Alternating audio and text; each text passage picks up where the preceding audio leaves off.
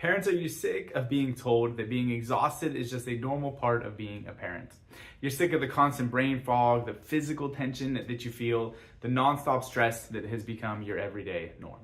Well, don't worry, I've got good news. The solution is easy. You will be absolutely fine as long as you start to sleep twice as much as you used to, you regulate your hormones, you fix your adrenals, add 20 new supplements in, get a cold plunge, get a sauna, start doing yoga 5 times a week, meditate 3 times a day, all of that, and your problems will be gone and there will be no more issues. That doesn't sound like reality for most people. It certainly isn't mine. So let's get real. Let's talk about why we as a generation are the most stressed out, exhausted, burnt out parents when we have more access to wellness, we have more access to biohacking than ever before. There is something amiss. There's something that we need to do about it. And listen, we could go on and on about all the details and all the stats and all the nuances of how burnt out we are. And that's especially true for our spectrum special needs parents. That is an even greater degree. But let's get to the solution. Let's get to some of the action steps and what I would call 5 ways that we can boost our energy, 5 ways that we can support health for exhausted, burnt out parents. Let's jump into it. Number 1 here, cultivate a supportive community and a supportive environment around you.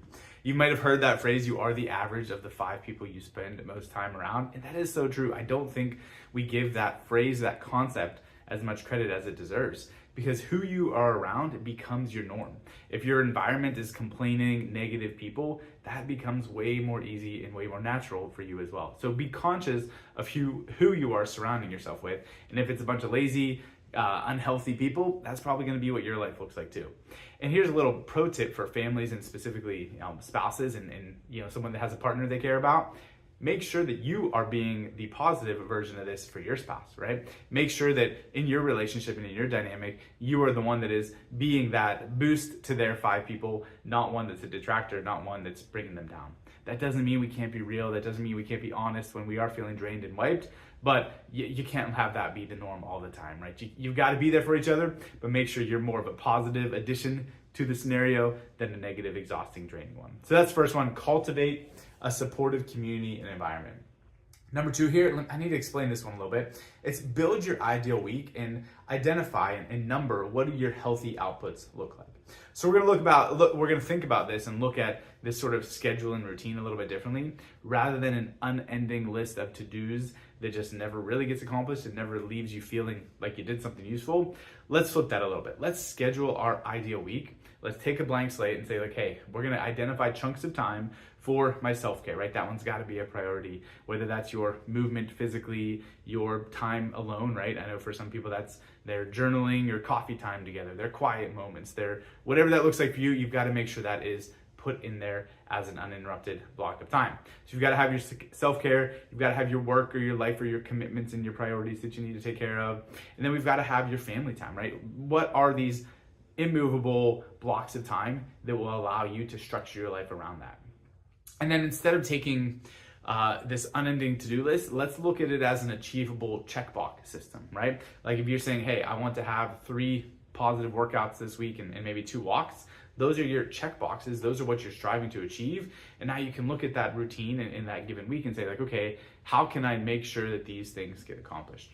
Instead of an unending to-do list, you get to feel accomplished and feel like you got that bare minimum done. And that's another thing that I think we should think about differently. Instead of having every single day have the perfect balance and the perfect success rate, let's look at winning the week, right? Like maybe you don't have the perfect workout every single day. Maybe you don't get enough sleep every single day. But over the course of that week, you can make sure that you are hitting those benchmarks and make sure you're making the important things the priority. So think about winning the week instead of winning the day, because it gives you a little bit more slack to make sure you have that balance. And even from a parent and my perspective on being around kids, there are plenty of days where you might look in my day-to-day life and it is wildly out of balance, right? I don't see the family, see the kids for 12 hours straight. But that can't be every day. Otherwise, I'd be missing a huge aspect of something that's important to me and a big priority. So let's make sure we're building our ideal week. We're having those healthy outputs that we need to hit scheduled and made a priority. A big one of those healthy outputs has got to be movement, right? Movement is your secret weapon as a parent. Think about this in 2 different ways. One would be high intensity push it workouts, right? That's your breathing hard, maybe you're moving weights, you're doing something to a high intensity, the typical HIIT style of workout. That is a great brain reset, a great stress reliever. So use that for those moments where you feel pretty fried, pretty overwhelmed, pretty burnt out. Get your body moving. So much clarity, so much good comes from the other side of that. To have that sustained energy, that just foundation of being able to go, just low, slow, consistent movement makes a huge difference for that. So that's where walks, yoga, that sort of steady state stuff, that makes such a world of difference of just having a foundation of better energy. And especially when you're going on a walk outside, you get so many other good benefits from that, from sunlight, from fresh air, and just being in nature. So both the high intensity as well as those long form movement patterns, but just at a slower state. Variety is really key for that, right? Do we need these different types of movements? We need to be strength training, getting stronger. We need to be making our lungs and our heart work harder and breathing hard. And then we need to make sure we are mobile and have a high range of motion with that too. So 1, 2, and 3 knocked out here. Number 4, nourishment and supplements. Also one that we should be factoring into that ideal week of what do our healthy outputs look like. You've got to make a couple things a priority. One is just clean protein, right? Make sure that we're getting enough protein in your diet and healthy fats. If we focus on that, no one has a hard time eating enough carbs, right? That is rarely the issue for people. So make sure that you're getting enough good, clean protein and healthy fats to go with it. You hit those and then you fill in the gaps with a little bit of basic supplements, right? We can go way, way overboard with that and miss really just that foundation. That's why we talk about what we call the core 4 at Thrive, a multivitamin, an omega-3, typically some sort of fish oil, a probiotic, some sort of living bacteria that you can get, and then a vitamin D supplement. You get those and then you get your basics of that nutrition built out and you're gonna have things covered. Don't skip also the simplicity of just drinking enough water, having electrolytes, getting stuff like that in there. You gotta take care of the low-hanging fruit, the easy stuff, even though some people would argue that for them, drinking water is not easy. We gotta take care of that before we're adding layers on top of that.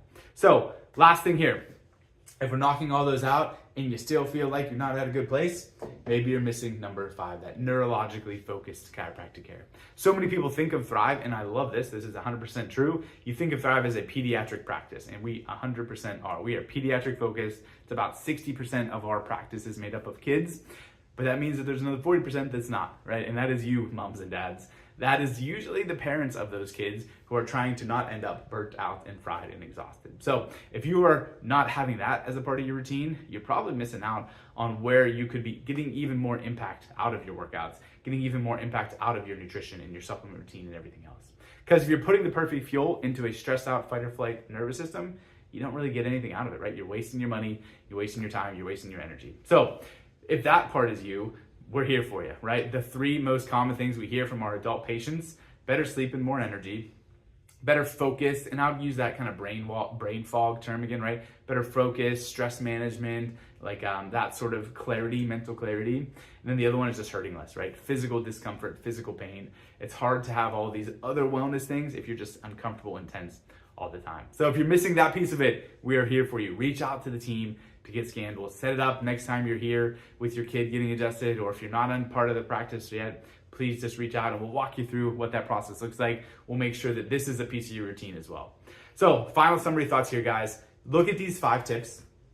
Look at these 5 different ways you could be supporting your health and fighting against that exhaustion and that stressed out, burnt out mentality, and pick one, right? Pick the one that you think would make the biggest impact right now. Don't feel like you got to hit all these and start from there. Pick the one that you are missing the most and then start working at that. If I don't know you, if I don't have any other context, but you're looking for advice, I would say for most people, if you get that number 2 right, that is how then the movement slots into it. And that's how you have the bandwidth to make sure that you're planning meals and nourishing yourself well. And you can make time for community and connections and people that you really care about. So if you don't know where to start, I would work on that one. Of course, you gotta have number 5 going if everything else is working too. But that's where I would really start and make your focus, guys, is plan out that ideal week. What are the priorities for you and fit your life around that? I hope this helped, guys, and we'll see you soon.